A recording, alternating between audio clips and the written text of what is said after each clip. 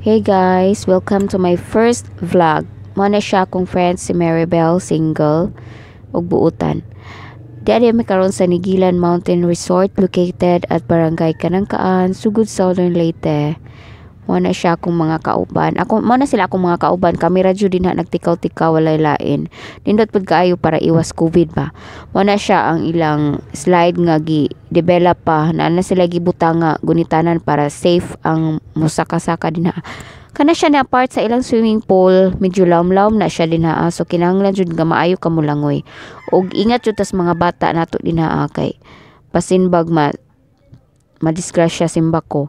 Pero nampoy part nga pang kids. So kana siya kanang bata, mo na siya Simon. Say hi Simon.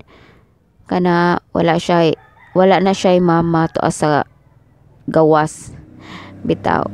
Kana siya mo na siya among cottage worth 300 kay mora joy among ma-afford.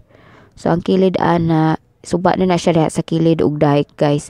Pero nindot siya kay nindot jud ang Nigilan kay relaxing, makawala sa stress, affordable, pero mao na siya ang mga view din mao na siya ang mga cottage nila.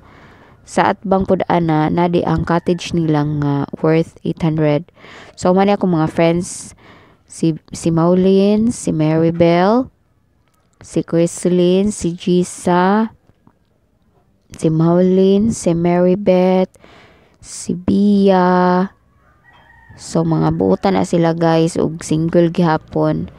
Kana si Joanne kanang naka-blue.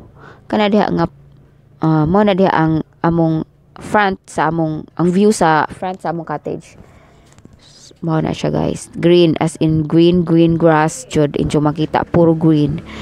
So, kani si Ryan ang nag-iisang lalaki sa aming grupo. Muna balik ta sa ilang swimming pool, muna siya ang ilang swimming pool.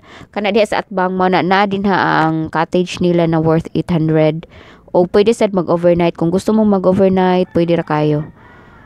Kana ang ilang pangbata na swimming pool nya, kana siya din ha muna ilang restaurant maka order ang mo diha anytime. Pero kung maglalamog inyong kaugalingong food na siya charge guys. Mga yun sila charge. Mo na siya din ang slide. Ang ilang slide pero sa ubos ana lawm na siya kayo.